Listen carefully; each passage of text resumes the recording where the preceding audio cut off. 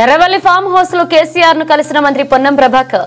తెలంగాణ తల్లి విగ్రహావిష్కరణకు కేసీఆర్ ను ఆహ్వానించిన పొన్నం.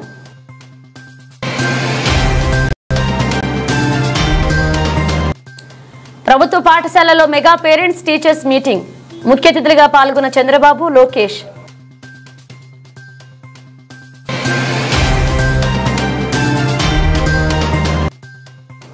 నేడు మాజీ మంత్రి హరీష్ రావును కలిసిన RRR బాధితులు, రైతులు. తమ బాధను కాంగ్రెస్ నాయకులు పట్టించుకోవడం లేదని ఆవేదన.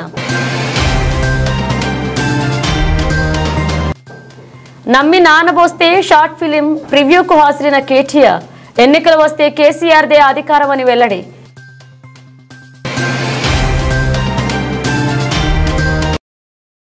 గుజరాత్ బీజేపీ రాష్ట్ర అధ్యక్షులు శ్రీ చంద్రకాంత్ రఘునాథ్ పాటిల్ పై హయాత్ నగర్ పోలీస్ స్టేషన్ లో ఫిర్యాదు చేసిన Bhuvanagiri MP Chamala Kiran Kumar Reddy, Ibrahimpatnam MLA Malreddy Rangareddy BJP Gujarat యొక్క ప్లాట్ఫారంలో విస్తృతంగా ప్రచారం చేయబడిన క్రింద సోషల్ మీడియా పోస్టును మీ దృష్టికి తీసుకురావాలనుకుంటున్నాను. నేడు మీ రకమైన సూచన మరియు అవసరమైన చర్య కోసం @BJP4 గుజరాత్ యొక్క ఎక్స్ హ్యాండిల్ నుండి పోస్ట్ యొక్క కాపీని జత చేస్తున్నాను. పేర్కొన్న పోస్టల్ బీజేపీ గుజరాత్ రాష్ట్ర యూనిట్ దాని రాష్ట్ర అధ్యక్షుడు శ్రీ చంద్రకాంత్ రఘునాథ్ పాటిల్ ప్రాతినిధ్యం వహిస్తున్నారు.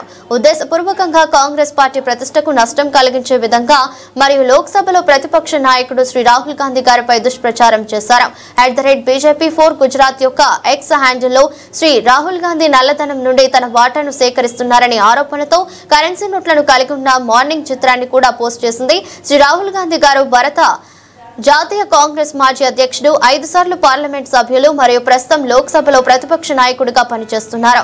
ఆయన నల్లధనంలో వాటా కలిగి ఉన్నట్లు మార్పింగ్ చేసిన ఇమేజ్లు చూపించడం ద్వారా గుజరాత్ లోని బీజేపీ నేరుగా CR పాటిల్ సూచనల మేరకు పనిచేయడం వల్ల మొత్తం కాంగ్రెస్ పార్టీని మరియు ముఖ్యంగా నేను భువనగిరి లోక్సభ నియోజకవర్గానికి ప్రాతినిధ్యం వహిస్తున్నందున నా ప్రతిష్టను దెబ్బతీసింది. రాజ్యసభలో డబ్బుకు చుక్కెదురైంది. @BJP4 గుజరాత్ యొక్క ఎక్స్ హ్యాండిల్లో పోస్టును ప్రచురించడం వల్ల నాకు ఇంకా భారీ వ్యక్తిగత నష్టం జరిగిందనే వాస్తవాన్ని వివరించడానికి నేను చాలా ఇబ్బంది పడాల్సి వచ్చింది. పాటిల్ మరియు అతని బృందం కంప్యూటర్ మరియు ఎలక్ట్రానిక్ పరికరాలను ఉపయోగించి సవరించిన మాప్ చేసిన చిత్రాలను రూపొందించారని, ఇది IT చట్టం ప్రకారం శిక్షార్హమైన నేరమని మీ దృష్టికి తీసుకురావాలనుకుంటున్నాను. కాబట్టి BNS మరియు IT చట్టంలోని సంబంధిత సెక్షన్ల కిందపై విషయంలో FIR నమోదు చేసి తదుపరి అవసరమైన చర్యలు తీసుకోవాలని నేను మిమ్మల్ని అభ్యర్థిస్తున్నానని తెలిపారు.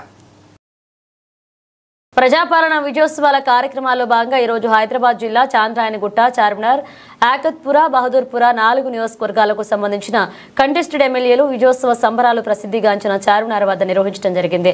విజయోత్సవ కార్యక్రమానికి ముఖ్య అతిథిగా హైదరాబాద్ జిల్లా మంత్రివర్యులు పొన్నం ప్రభాకర్, ఖైరతాబాద్ అసెంబ్లీ ఎమ్మెల్యే దానం నాగేందర్, రాజ్యసభ సభ్యులు అనిల్ కుమార్ యాదవ్, ఎమ్మెల్సీ అన్వర్ అలీ విచ్చేశారు.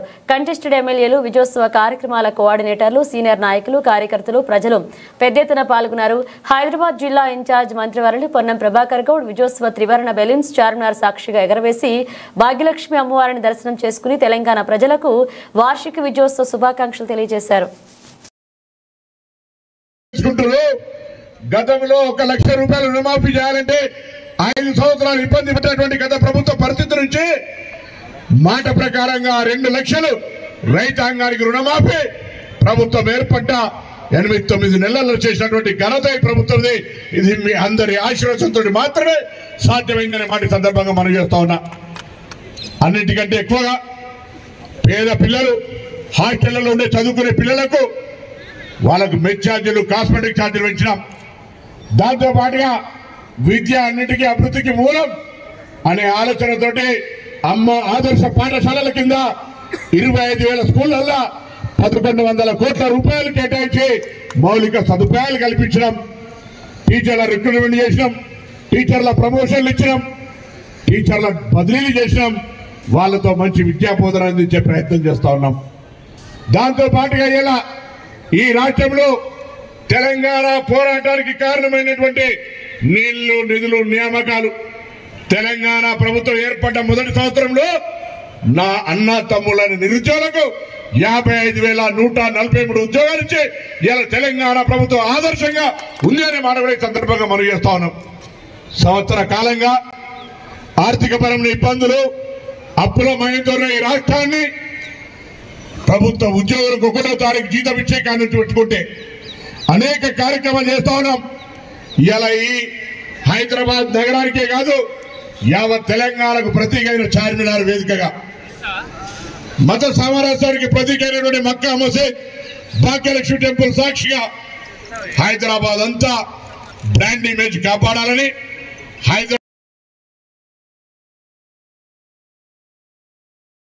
శనివారం హైదరాబాద్లోని తన నివాసంలో మాజీ మంత్రి హరీష్ రావును కలిశారు త్రిపులార్. బాధితులు, రైతులు త్రిపులార్ విషయంలో ఎన్నికల సమయంలో కాంగ్రెస్ నాయకులు ఇచ్చిన హామీని, ఎన్నికల తర్వాత మాట తప్పిన వైఖరిని మంత్రికి వివరించారు. సీఎం రేవంత్ రెడ్డి, మంత్రి కోమటిరెడ్డి, ఎమ్మెల్యేలు ఎవరూ కూడా తమ బాధను పట్టించుకోవడం లేదని ఆవేదన వ్యక్తం చేశారు. ఇచ్చిన మాట తప్పి నిబంధనలకు విరుద్ధంగా సర్వేలు నిర్వహిస్తున్నారని, భూసేకరణ పత్రాలపై బలవంతంగా సంతకాలు పెట్టిస్తున్నారని బాధను వెలిబుచ్చారు. భూసేకరణ చట్టం అమలు చేయకుండా తక్కువ ధరకే భూములు లాక్కునే కుట్ర చేస్తున్నారని వివరించారు. తమ సమస్య పట్ల ప్రభుత్వానికి అసెంబ్లీలో నిలదీయాలన్నారు. ఈ సందర్భంగా మాజీ మంత్రి హరీష్ రావు బాధితులకు ధైర్యం చెప్పారు. ఎన్నికల హామీలో చెప్పిన విధంగా కాంగ్రెస్ మాట నిలుపుకునే వరకు బాధితులకు బీఆర్ఎస్ పార్టీ అండగా ఉంటుందన్నారు. ఈ సందర్భంగా మాజీ మంత్రి హరీష్ రావు బాధితులకు ధైర్యం చెప్పారు. ఎన్నికల హామీలో చెప్పిన విధంగా కాంగ్రెస్ మాట నిలుపుకునే వరకు బాధితులకు బీఆర్ఎస్ పార్టీ అండగా ఉందంటున్నారు. మాజీ మంత్రి హరీష్ రావు మాట్లాడుతూ దిక్కు త్రిపులార్ బాధితులకు న్యాయం చేస్తామని, ఎన్నికలు ఇచ్చిన హామీని నిలబెట్టుకోవాలని ప్రియాంక గాంధీ, సీఎం రేవంత్ రెడ్డి, మంత్రి కోమటిరెడ్డి వెంకటరెడ్డి, ఎమ్మెల్యేలకు కుంభం అనిల్ కుమార్ రెడ్డి, కోమటిరెడ్డి రాజగోపాలరెడ్డిలను బీఆర్ఎస్ పార్టీ పక్షాన డిమాండ్ చేస్తున్నామన్నారు. ఏపీ దేశానికి ఆదర్శంగా నిలవాలని మంత్రి నారా లోకేష్ తెలిపారు. తన చిన్ననాటి పాఠశాల రోజులు ఇప్పుడు గుర్తుకు వచ్చాయన్నారు. బాపట్ల మున్సిపల్ పాఠశాలలో ఇవాళ పేరెంట్స్ టీచర్స్ సమావేశం జరిగింది. బాపట్లలో మెగా పేరెంట్స్ టీచర్స్ మీటింగ్ లో సీఎం చంద్రబాబు, మంత్రి లోకేష్ పాల్గొన్నారు. పాఠశాల ఆవరణంలో విద్యార్థులతో చంద్రబాబు, లోకేష్ మాట్లాడారు. తల్లిదండ్రులు, విద్యార్థులు, ఉపాధ్యాయులతో చంద్రబాబు, లోకేష్ ముఖాముఖి నిర్వహించారు. మా అమ్మ, మా స్కూల్ టీచర్ పేరెంట్స్ మీటింగ్ కు వస్తే నాన్న రాష్ట్రానికి మాస్టర్గా ఉన్నారు. ఏ రాష్ట్రంలో జరిగిన విధంగా ఏపీలో పీటీఎం ఏర్పాటు చేశాం. పిల్లలు ఎక్కడా వెనుకబడి ఉన్నారు, ఎలా చదువుతున్నారో తల్లిదండ్రులు, టీచర్స్ సమీక్షించాలన్నారు. గతంలో పార్టీ రంగులు, రాజకీయ నాయకుల ఫోటోలు ఉండేవి. డొక్కా సీతమ్మ పేరుతో మధ్యాహ్న భోజనం అందిస్తున్నాం. 16,300 టీచర్ ఖాళీల భర్తీకి మెగా డిఎస్సీ ఇచ్చాం. వచ్చే 6 నెలల్లో పూర్తి చేస్తామన్నారు. పిల్లలను పిడుగుల్లా తయారు చేస్తామన్నారు. అమ్మాయి, అబ్బాయి ఇద్దరిని సమానంగా చూడాలి. డిజిటల్ ల్యాబ్స్ ఏర్పాటు చేయబోతున్నామని తెలిపారు. ఈగల్ పేరుతో టాస్క్ ఫోర్స్ ఏర్పాటు చేశాం. అన్ని పాఠశాలలను 4th స్టార్ రేటింగ్ తీసుకురావాలని ప్రయత్నిస్తున్నామన్నారు. ఉపాధ్యాయులు, టీచర్స్ సహకారం కావాలని మంత్రి నారా లోకేష్ పేర్కొన్నారు.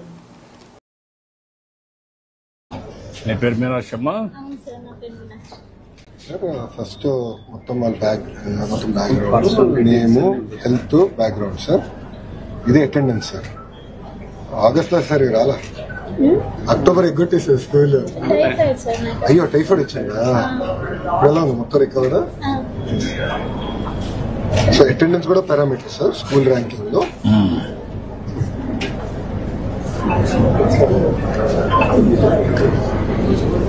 నీ పేరు శివకిషోరయ్య? ఏం చేస్తావా నువ్వు? Lorry driver. నీ వైఫ్ ఏం చేస్తుంది? పార్వతి ఇంట్లోనే ఉంటుందమ్మా. అది కాకుండా ఇంకేమైనా ఆదాయం ఉందా? ఎంతమంది పిల్లలు? కొడుకు ఏం చేస్తాడు? డ్రైవింగ్. అప్పుడు డ్రైవింగ్ పెట్టేసావు. ఎంతవరకు చదువుకున్నాడు? చదివించలేదా? చదువుకోలేదా? నువ్వు కూడా వాడిని మోటివేట్ చేయలేదా? స్కూల్ తీసుకొని వదిలిపెడుతున్నాను, వర్క్ వెళ్ళిపోతున్నాను, స్కూల్ నుంచి జంపింగ్ అట్లా. ఎప్పుడన్నా మాట్లాడడం కానీ ఎప్పుడు చేయలేదు నువ్వు? చేశాను, చాలా వరకు ఖండించాను, తీసుకెళ్లి పంపించాను, టీచర్స్ తో మాట్లాడాను. అది ఆ మైండ్ సెట్ అసలు చదువు మీద చేస్తలేదు సార్. అంటే ఎప్పుడు నాకు కూర్చొని పెట్టి మాట్లాడడం, దాని ప్రయోగాలు చెప్పడం అన్ని చేసావా? అన్ని ప్రయత్నాలు చేశాను. ఇప్పుడు ఎంత వయసు? ఎంత వాడికి? మీ అబ్బాయికి 21 సార్. పెళ్ళయిందా? లేదు సార్. ఇప్పుడు అప్పార్ ఐడిది కొంచెం కాంట్రవర్సీ నడిచింది, మీకు బ్రీఫ్ చేశాను. ఈ అప్పార్ ఐడి వస్తే ఏంటంటే అడ్వాంటేజ్, వాళ్ళు పెద్దవి బాగా ప్రయోజకులు అయితే మిమ్మల్ని సరిగా చూసుకోవడమే కాకుండా వాళ్ళ జీవితాలు బాగుపడతాయి. వాళ్ళ కోసం మీరు కష్టపడుతున్నారు. అలాంటప్పుడు ఆ పిల్లల చదువు ఎట్లుంది? చదువు అనేది పెద్ద ఆస్తి. నాలెడ్జ్ ఎకానమీలో పిల్లలకు చదువు అనేది చాలా గొప్ప ఆస్తి. అది దాన్ని ఎంత పెంచితే అంత ఉపయోగపడుతుంది. మీకు దేశం అభివృద్ధి అవుతుంది, ఆదాయాలు పెరుగుతాయి. ఆ ఆదాయం, పెరిగిన ఆదాయం మీ కుటుంబానికి రావాలంటే, మీ పిల్లలకు రావాలంటే చదువు చాలా ముఖ్యం. అందుకనే ఈరోజు లోకేష్ గారి ఆధ్వర్యంలో ఫస్ట్ టైం దేశంలోనే మెగా పెద్ద ఎత్తున తల్లిదండ్రుల సమావేశం పెట్టాడు. కనీసం మీలో ఒక ఆలోచన విధానాన్ని మార్పు తీసుకురావడానికి, మీ పిల్లల్ని పెంచి పోషించడమే కాకుండా వాళ్ళ మీద ఖర్చు పెట్టడమే కాకుండా ప్రయోజకులు చేయడం మీ బాధ్యత. ఆ ప్రయోజకులు చేయాలంటే బాగా చదివించాలి. ఆ చదివించాలంటే ఈ స్కూల్కి వచ్చినప్పుడు ఏం చేస్తున్నారో కూడా మీకు తెలిస్తే దానివల్ల మీ పిల్లలు కూడా సహకరిస్తారు టీచర్స్కి. వాళ్ళు చిన్నపిల్లలు కాబట్టి వాళ్ళకి తెలియదు. ఇప్పుడు బాగా చదువుకుంటే వాళ్ళ జీవితాలు బాగుపడతాయి. దానికోసం పెట్టాం. సంతోషం, మీ అందరితో మాట్లాడుతున్నాం. ఇన్ఫ్రాస్ట్రక్చర్ మీద ఏంటి, దాని మీద ఏమేమి ఉంది ఇప్పుడు? అది ఓన్లీ కమిషనర్ ఇన్ఫ్రాస్ట్రక్చర్ ఒక వర్టికల్ క్రియేట్ చేశారు సార్. దాంట్లో ఇంజనీర్స్ పెట్టి can you create a infrastructure corporation create చేసి ఈ 1000 కోట్లు, 2000 కోట్లు, 4-5,000 కోట్లు బారో చేసి మొత్తం కంప్లీట్ చేసేస్తాం. గవర్నమెంట్ ఆఫ్ ఇండియా ఇచ్చే డబ్బులు, ఈ డబ్బులు కూడా తీసేసుకుని మొత్తం కంప్లీట్ చేస్తాం. 3 years టార్గెట్ తీసుకున్నాం సార్. ఇప్పుడు స్కూల్స్ అన్ని we have created star ranking sir based on infrastructure and ఇంకో పక్కన మోటివేషన్ పోయింది ఓవర్ ఎ పీరియడ్ ఆఫ్ దాని మీద మీరు కాన్సన్ట్రేట్ చెప్తాను. ఒక మీటింగ్ తీసుకోండి, నేను మీ వాళ్ళు ఇచ్చేస్తాం. మీరు దాన్ని లాజికల్ గా తీసుకెళ్ళి దీనిపైన will come in yeah. Telangana మాజీ సీఎం బీఆర్ఎస్ అధినేత కేసీఆర్ ను మంత్రి పొన్నం ప్రభాకర్ ఎర్రవల్లిలోని ఫామ్ హౌస్ లో కలిశారు. ఎల్లుండి సచివాలయ ప్రాంగణంలో జరగనున్న తెలంగాణ తల్లి విగ్రహ ఆవిష్కరణ కార్యక్రమానికి ఆయనను ఆహ్వానించారు. తన ఫామ్ హౌస్ కు వచ్చిన మంత్రిని కేసీఆర్ మర్యాద పూర్వకంగా ఆహ్వానించారు. కేంద్ర మంత్రులు కిషన్ రెడ్డి, బండి సంజయ్లకి కూడా మంత్రి ఆహ్వానం అందించనున్నారు. సచివాలయంలో ఈ నెల 9న కాంగ్రెస్ ప్రభుత్వం తెలంగాణ తల్లి విగ్రహాన్ని ఆవిష్కరించనుంది. ఈ విగ్రహావిష్కరణకు మాజీ సీఎం కేసీఆర్ ను కేంద్ర మంత్రులను ఆహ్వానిస్తున్నామని ముఖ్యమంత్రి రేవంత్ రెడ్డి, మంత్రి పొన్నం ప్రభాకర్ ఇదివరకే చెప్పారు.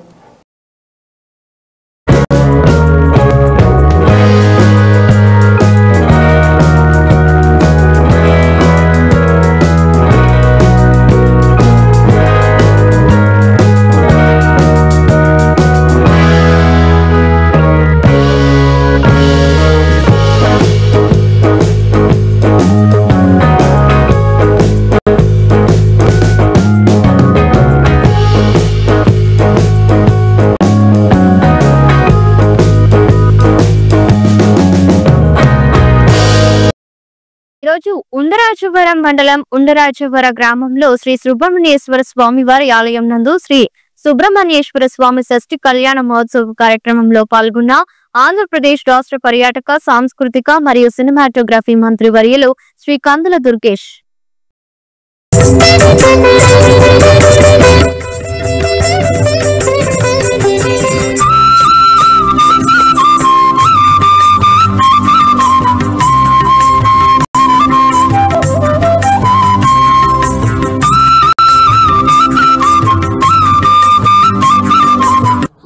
డీప్ టెక్నాలజీ ద్వారా ప్రజలకు మరింత చేరువకు తీసుకువెళ్లేందుకు ప్రయత్నాలు చేస్తున్నామని ఆంధ్రప్రదేశ్ ముఖ్యమంత్రి నారా చంద్రబాబు నాయుడు తెలిపారు. డీప్ టెక్నాలజీపై ఈ రోజు సదస్సులో చర్చించామని అన్నారు. సాంకేతికతను వినియోగించుకొని ఏపీని మరింత అభివృద్ధి చేయాలని ఆలోచిస్తున్నామని చెప్పారు. సాంకేతికతను వినియోగించుకొని పరిపాలనకు మరింత సౌలభ్యం ఉంటుందని సూచించారు. ఈచ్ వన్ ఎంటర్‌ప్రెన్యూర్ వన్ అనే నాదం ముందుకు వెళ్తున్నామని వివరించారు. 4PC విధానంలో పాటుగా 4E విధానం కూడా అమలు చేస్తామన్నారు. అభివృద్ధికి టెక్నాలజీని జోడిస్తే మంచి ఫలితాలు వస్తాయని, విశాఖ అభివృద్ధి మీద విజన్ డాక్యుమెంట్ సిద్ధం చేస్తామని, అన్ని విధాల విశాఖ అభివృద్ధి చేస్తామని తెలిపారు. విశాఖపట్నం మెట్రోకు DPR తయారు చేసి పంపించామని చెప్పారు. రైల్వే జోన్ వస్తుందని, జోన్ భవనాల నిర్మాణ అంశాలు ప్రక్రియ ప్రారంభమవుతుందని అన్నారు. స్టీల్ ప్లాంట్ కాపాడుకోవడానికి అన్ని విధాల ప్రయత్నం చేస్తున్నామని చెప్పారు. అందుకని ప్రతి ఒక్క డిపార్ట్మెంట్లో కూడా టెక్నాలజీని ఏ విధంగా ఉపయోగించుకోవాలి, ఏం ఉపయోగిస్తే వాళ్ళకి ఈజీగా ఇంకా మెరుగైన సేవలు అందిస్తారు, అవన్నీ ఉపయోగిస్తారు. ఇవి ఏది చూసినా నేను ఒకటే ఆలోచిస్తున్నాను, పేదవాడికి ఎట్లా ఉపయోగపడుతుంది, కామన్ మ్యాన్కి ఏం ఉపయోగం ఉంటుంది, పిల్లలకు భవిష్యత్తు ఎట్లుంటుందో ఇవన్నీ ఆలోచిస్తున్నాం. ఇప్పుడు ఆంధ్రప్రదేశ్ రాష్ట్రంలో ఉండేవాళ్లే కాకుండా, తెలుగు రాష్ట్రాల్లో ఉండే తెలుగు వాళ్లే కాకుండా ప్రపంచంలో ఉండే తెలుగు వాళ్ళందరూ కూడా రావాలి. ఎక్కడున్నా డిస్టెన్స్ అనేది పెద్ద కన్స్ట్రైంట్ కాదు, ఎక్కడున్నా మీరు పనిచేయచ్చు. అలాంటి ప్లాట్ఫామ్స్ క్రియేట్ చేస్తాం. ఫిజికల్గా రావాలంటే రావచ్చు, వర్చువల్గా పనిచేయాలంటే చేయొచ్చు. అందరం కలిసి నాలెడ్జ్ ఎకానమీలో రాష్ట్రాన్ని అభివృద్ధి చేస్తాం. మీరందరూ కూడా ఒక గ్లోబల్ లీడర్స్గా తయారు కావడానికి ఏమేమి చేయాలో అన్నీ చేయడానికి ప్రభుత్వం సిద్ధంగా ఉన్నాం. దానికి నాందే ఈరోజు ఇక్కడ పెట్టినటువంటి డీటెక్ దీన్ని లాజికల్గా తీసుకెళ్తాం. భవిష్యత్తులో మీరే చూస్తారు. దీన్ని లాజికల్గా తీసుకెళ్ళి ప్రతి ఒక్క ఇంటిలో 1 ఫ్యామిలీ 1 ఆంటర్‌ప్రెన్యూర్ అది సాధించే వరకు ముందుకు పోతాం. విశాఖ మెట్రో గురించి చెప్పండి సార్. విశాఖ మెట్రో కూడా ప్రాజెక్ట్ తయారు చేశాం, అప్రూవల్ చేసి అడ్మినిస్ట్రేషన్ శాంక్షన్ అన్ని ఇచ్చాం, ఢిల్లీకి పంపిస్తున్నాం, అక్కడ కూడా వర్కౌట్ చేస్తాం. విశాఖపట్నాన్ని అన్ని విధాలు అభివృద్ధి చేసే బాధ్యత మాది. ఎందుకంటే ఎప్పుడు కూడా ఈ విశాఖపట్నం నాకు ఒక ప్రత్యేకమైన అభిమానం ఉంది. దానికి కారణం వాళ్ళు చూపించే అభిమానం నా మీద కానీ, తెలుగుదేశం మీద కానీ, ఎన్డీఏకి కానీ పూర్వ ఆదరణ ఇచ్చారు. అది నిలబెట్టుకుంటారు. రైల్వే జోన్ శాంక్షన్ అయింది, అది కూడా వస్తుంది. రైల్వే జోన్ కూడా అన్ని విధాల ప్రయత్నం చేసి, స్టీల్ ప్లాంట్ కూడా అన్ని విధాల ప్రయత్నం చేస్తున్నాం. దానికి కూడా ఏమేం చేయాలో ప్రభుత్వ పరంగా అన్నీ చేస్తాం. టీసీఎస్ కూడా వస్తుంది. ఇంకా ఐటీకి చాలా ప్రాధాన్యత ఉంది. ఎయిర్పోర్టు, మెట్రో, సీ కోస్ట్ ఇవన్నీ కూడా వస్తే, ఈ బీచెస్ అవన్నీ డెవలప్ చేస్తే విశాఖపట్నానికి చాలా భవిష్యత్తు ఉంది. అవన్నీ కూడా ఏమేం చేయాలనో ఒక బ్లూ ప్రింట్ తయారు చేస్తాం. విశాఖపట్నానికి ప్రత్యేకమైన ఒక విజన్ డాక్యుమెంట్ తయారు చేస్తున్నాం. రాష్ట్రానికి ఎట్లయితే 2047 చేశామో విశాఖపట్నానికి కూడా ఒక విజన్ డాక్యుమెంట్ తయారు చేసి దాన్ని ఎగ్జిక్యూట్ చేస్తాం. వేదికగా డీప్ టెక్నాలజీ సదస్సు 2024 జరిగింది. ఈ కార్యక్రమంలో ముఖ్యమంత్రి చంద్రబాబు నాయుడు పాల్గొన్నారు. ఈ సందర్భంగా ఆయన మాట్లాడుతూ విజన్ 2047పై ఫోకస్ పెట్టామని, ప్రస్తుతం ప్రపంచంలో ఎక్కడైనా సాంకేతికతపైనే చర్చ జరుగుతుందని, సాంకేతికతలో అనేక నూతన మార్పులు వచ్చాయని, సాంకేతికత అంశంపై గతంలో అనేక సదస్సులు నిర్వహించామని అన్నారు. మన జీవితంలో సాంకేతికత అనేది ఒక భాగంగా మారిందని సీఎం వ్యాఖ్యానించారు. ఏపీని నాలెడ్జ్ హబ్ గా మారుస్తామని, 2012-19 మధ్య ఏపీ గ్రోత్ రేట్ 13% అని, ఇప్పుడు 15% టార్గెట్ గా పనిచేస్తున్నామని ముఖ్యమంత్రి చంద్రబాబు నాయుడు తెలిపారు. ఆధార్ సాంకేతిక అనేది భారత్ లోనే ఉందని, ఆధార్ అనుసంధానంతో అన్ని వివరాలు తెలుస్తాయని, రాష్ట్రం సాంకేతికతకు అత్యంత ప్రాధాన్యత ఇస్తుందన్నారు. నూతన సాంకేతిక ఆవిష్కరణలకు ఇతర దేశాలు పార్టీ పడుతున్నాయన్నారు. 1995లో హైదరాబాద్ లో ఐటీ అభివృద్ధికి కృషి చేశామని, పీపీపీ పద్ధతిలో హైటెక్ సిటీ నిర్మాణం చేశామన్నారు. ప్రస్తుతం డ్రోన్లు కీలకంగా మారాయని సీఎం చంద్రబాబు పేర్కొన్నారు. You worked with me as collector. This is where I am saying in India, we are using products. Our products are not global products. Now all of us has to project and concentrate how to make best products. That is where we are working product perfection and also brand promotion. Ultimately, we are giving special incentives for brands and product perfection. In this regard, we want to promote 1 family, 1 entrepreneur. Earlier, I gave a slogan, 1 family, 1 IT professional. Today, I am giving a slogan, 1 family, 1 IT, 1 entrepreneur. It is possible. This is where we are nurturing in a big way. And fuel.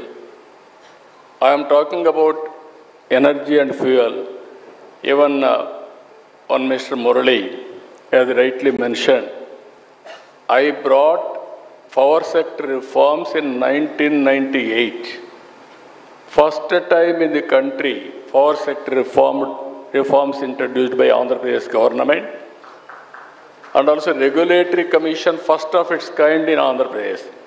Then only civil aviation or telecom, so many regulatory commissions have come. Even everybody told me at that time, you are taking very difficult subject, it may hurt your future. Exactly 2004, I was successful in bringing power sector reforms. I lost my power at that time. It is a reality. But so much of satisfaction. I was the pioneer in reforms then and now also. పాలన ప్రభుత్వం ఏడాది పూర్తి చేసుకున్న సందర్భంగా ప్రజలందరికీ శుభాకాంక్షలు. మంత్రి పొన్నం ప్రభాకర్ రవాణా మరియు బీసీ సంక్షేమ శాఖ నేటిక ప్రజాపాలనలో కాంగ్రెస్ ప్రజా ప్రభుత్వం ఏర్పడి ఏడాది పూర్తయింది. మంత్రిగా ప్రమాణ స్వీకారం చేసిన సంవత్సర కాలం పూర్తయిన సందర్భంగా శాఖల పరంగా ప్రభుత్వ పరిపాలన పరంగా ముఖ్యమంత్రి రేవంత్ రెడ్డి, ఉప ముఖ్యమంత్రి బట్టి విక్రమార్క, సహచర మంత్రులు, శాసనసభ్యులు, శాసన మండలి సభ్యులు, అధికారులు, కార్యకర్తల సంతృప్తిగా ప్రజాసేవ చేశాం. ప్రభుత్వం అనేక చారిత్రాత్మక నిర్ణయాలు తీసుకుంది. 2 లక్షల రైతు రుణమాఫీ, 200 యూనిట్ల ఉచిత విద్యుత్, 500కి గ్యాస్, అక్క చెల్లెలకు ఆర్టీసీలో ఉచిత ప్రయాణంతో పాటు సంవత్సర కాలంలో 55,000 ఉద్యోగాల భర్తీ చేశాం. విద్యార్థి నాయకుడిగా గురుకులాల్లో 40% కాస్మెటిక్ మరియు డైట్ ఛార్జీలు పెంచాం. అనేక సంక్షేమ కార్యక్రమాలు చేసిన ప్రభుత్వం భవిష్యత్ 4 ఏళ్లలో ఇచ్చిన హామీలన్నీ అమలు చేస్తాం. ప్రజల ఆకాంక్షలు అనుగుణంగా పనిచేస్తాం. మొదటి సంవత్సరం పూర్తి చేసుకున్న సందర్భంగా ప్రజలందరికీ శుభాకాంక్షలు. ప్రజలు మరింత సహకరించాలని తెలిపారు. నేటికి మంత్రిగా ప్రమాణ స్వీకారం చేసి 1 సంవత్సరం అయింది. శాఖల పరంగా ప్రభుత్వ పరిపాలన పరంగా రేవంత్ రెడ్డి గారు ముఖ్యమంత్రిగా, బట్టి విక్రమార్క గారు ఉప ముఖ్యమంత్రిగా, సహచర కేబినెట్ మంత్రులు, శాసనసభ్యులు, శాసన మండలి సభ్యులు, కార్యకర్తలందరి సహకారంతో, అధికారుల సహకారంతో ఒక ప్రజాసేవ లోపల సంతృప్తికరంగా సేవ చేసినాం. ప్రభుత్వం అనేక చారిత్రాత్మక నిర్ణయాలు తీసుకుంది. ముఖ్యంగా రైతాంగ రుణమాఫీ కావచ్చు, 200 యూనిట్ల ఉచిత విద్యుత్ కావచ్చు, 500 సిలిండర్ కావచ్చు, లేదా తెలంగాణ అక్క చెల్లెలందరికీ ఉచితంగా మహిళలు బస్ ప్రయాణం చేయడం కావచ్చు, ఒక విద్యార్థి నాయకుడిగా గతంలో ఉద్యమించిన హక్కు అయినటువంటి పిల్లల బస్ ఛార్జీలు పెంచడం కావచ్చు, ఈ విధంగా అనేక రకాల సంక్షేమ కార్యక్రమాలు చేసిన ఈ ప్రభుత్వం తప్పకుండా భవిష్యత్తు 4 ఏళ్లలో మేము ఇచ్చిన హామీలన్నీ పూర్తి చేస్తామనే విషయాన్ని తెలియజేస్తూ, ఆ విధంగా ప్రజలంతా ఈ ప్రభుత్వాన్ని ఆశీర్వదించాలి. ఈ మొదటి సంవత్సరం పూర్తి చేసుకుంటున్న సందర్భంగాని కోరుతూ అందరికీ నా హృదయపూర్వక నమస్కారాలు తెలియజేస్తాను.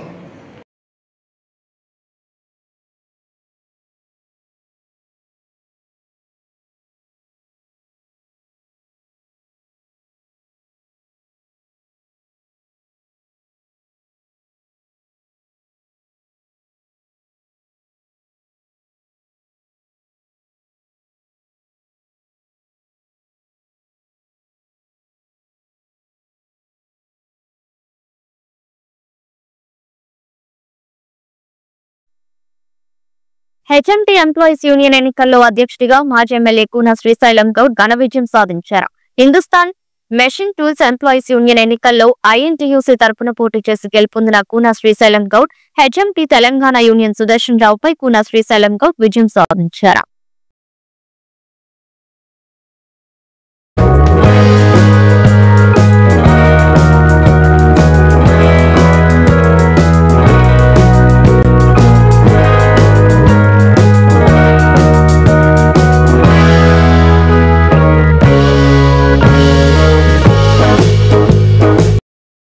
ముఖ్యమంత్రి రేవంత్ రెడ్డితో సమావేశమైన పర్యాటక శాఖ అధికారులు తెలంగాణ టూరిజం పాలసీ పైన చర్చ. హాజరైన మంత్రి జూపల్లి కృష్ణారావు, ముఖ్యమంత్రి సలహాదారులు Vem Narender Reddy, tourism corporation chairman Patel Ramesh Reddy, tourism శాఖ కార్యదర్శి Smita Sabharwal, CMO OSD Vemula Srinivasulu, CM special secretary Ajit Reddy ఉన్నారు.